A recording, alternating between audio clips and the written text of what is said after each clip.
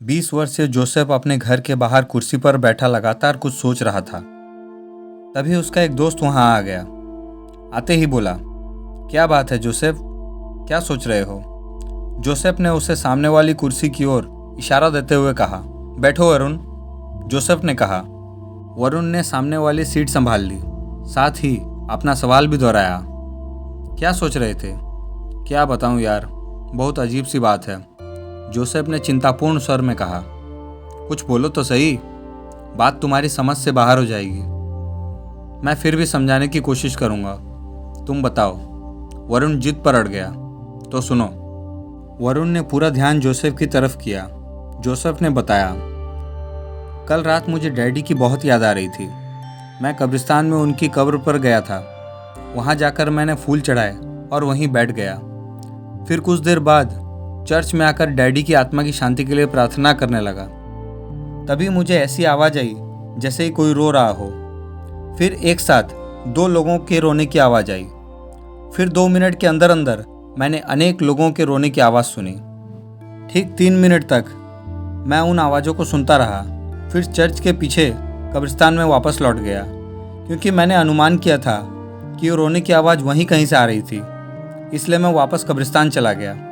कब्रिस्तान में पहुंचने के बाद मैंने वहां किसी को नहीं देखा, मगर रोने की आवाज़ें लगातार मैं सुन रहा था। मेरा ख्याल था कि शायद किसी को दफनाने आए उनके परिवार वाले अपने की मौत पर रो रहे होंगे, मगर वहां ऐसा कुछ भी नहीं था। वहां तो सन्नाटा फैला हुआ था, बस रोने की आवाज़ें गूंज रही थी। मैं काफ़ी देर तक कब्रिस्तान में चारों तरफ देखता रहा, मगर दूर दूर तक कोई नज़र ही नहीं आया। बाद में मैंने पुकारा, कौन रो रहा है? मुझे मेरे सवाल का कोई भी जवाब नहीं मिला, पर रोने की आवाज़ें उसी समय बंद हो गई। इसी के साथ मैंने देखा कि कुछ परछाइयाँ बड़ी फुर्ती के साथ कब्रिस्तान से बाहर जा रही है। मुझे कुछ भी कर पाने का मौका नहीं मिला। अचानक ही वो परछाइयाँ गायब हो गई। बात तो सचमुच अजीब है, वरुण बोला। मैंने तो पहले ही कहा था कि बात तेरी समझ से परे हो जाएगी, पर मुझे तेरी बात पर पूरा विश्वास है। क्षण भर चुप रहकर जोसेफ ने कहा, समझ में नहीं आता यार कि वह क्या था जो कल रात मैंने देखा था। मुझे तो लगता है वो आत्माएं थी, वरुण ने सोचपूर्ण मुद्रा में कहा। लेकिन यार, क्या तू सोच सकता है आत्माएं भी रोती होंगी? हाँ, आत्माओं का रोना तो सचमुच आश्चर्यजनक है, क्योंकि वो तो इतनी शक्तिशाली होती है कि जो चाहे वो कर सके। पर वह क्यों रो रही होगी? शायद वह दुखी होगी, जोसेफ ने कहा। आत्माओं को क्या दुख हो सकता है? क्या मालूम, यह तो वही बता सकती है, जोसेफ ने कहा। हमें उनसे चलकर उनका दुख पूछना चाहिए, शायद हम उनकी कोई मदद कर पाएं। ठीक कहते हो, जोसेफ ने सहमति से कहा। हम आज रात कब्रिस्तान चलेंगे, ठीक है, वरुण ने कहा। रात को 8 बजे जोसेफ तथा वरुण कब्रिस्तान के लिए निकल पड़े। रास्ते में ही उन दोनों के बीच बातें हुई। जोसेफ ने कहा, हम पहले चर्च चलते हैं। क्यों? वरुण ने पूछा। मेरा ख्याल है कि हम यही बात फादर को बताकर उनकी हेल्प लेंगे तो यह और भी अच्छा रहेगा। ठीक कहते हो, वरुण ने सहमति जताई। वे दोनों पहले चर्च गए। चर्च में उन्होंने फादर को सब कुछ बता दिया। सुनकर फादर ने जोसेफ से कहा, रोने की आवाज़ें कल सुनी तुमने? यस फादर, पर मैंने तो ऐसी कोई आवाज़ नहीं सुनी, जबकि मैं हर वक्त यहीं रहता हूँ। पता नहीं आपको आवाज़ क्यों नहीं आई, मगर मैंने तो बिल्कुल साफ आवाज़ सुनी थी। अभी इनमें इस बात पर बहस चल ही रही थी कि अचानक रोने की आवाज़ आने लगी। आवाज़ आते ही उनके बीच हो रही बहस एकदम शांत हो गई। तीनों ने रोने की आवाज़ें सुनी। उसी समय जोसेफ ने कहा, यही वह आवाज़ है जो मैंने कल भी सुनी थी। आओ देखते हैं, फादर ने कहा। उसी के साथ वो तीनों वहाँ से कब्रिस्तान की तरफ चल दिए। कब्रिस्तान में पहुँच तीनों की निगाहें चारों दिशाओं में दौड़ गई, मगर नज़र कोई भी नहीं आया। चारों ओर सुनसान पड़ा था। पूरे कब्रिस्तान में उन तीनों के सिवा और कोई भी नहीं था। जोसेफ, वरुण और फादर निगाहें गड़ा गड़ा कर देखना चाह रहे थे कि आखिर वो कौन है जो रो रहा है, और वो है कहाँ पर।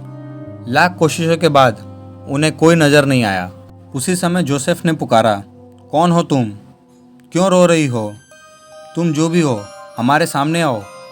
उसी के साथ आवाज़ें बंद हो गई।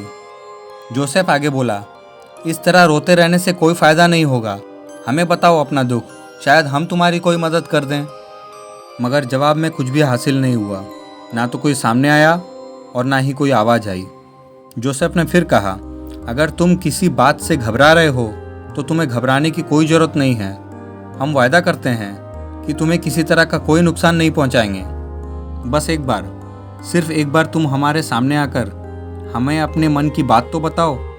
जोसेफ लगातार कुछ ना कुछ कह रहा था, मगर उसकी बात का कोई भी जवाब नहीं मिल रहा था। अचानक तभी जोसेफ, वरुण और फादर ने एक साथ देखा। कुछ परछाइयाँ कब्रिस्तान से बाहर की ओर जा रही हैं। उसी समय उन परछाइयों को देखते रहकर फादर ने आदेशात्मक स्वर में कहा, ठहर जाओ। फादर के आदेश पर सभी परछाइयाँ अपने स्थान पर ही रुक गई। फादर अधीन कदमों के साथ उनके नज़दीक पहुँचे। पीछे पीछे जोसेफ तथा वरुण भी गए। कौन हो तुम दुखी आत्माएं? एक परछाई से कहा। क्या दुख है तुम्हारा? क्यों रोते हो तुम सब? फादर ने पूछा।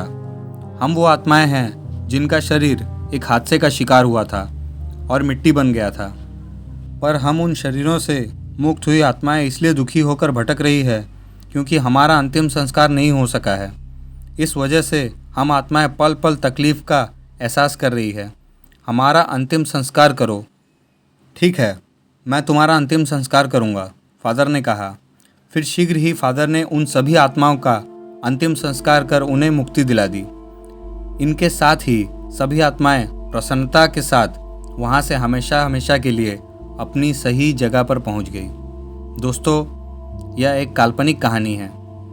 अगर कहानी पसंद आई तो चैनल को लाइक, शेयर और सब्सक्राइब जरूर करें।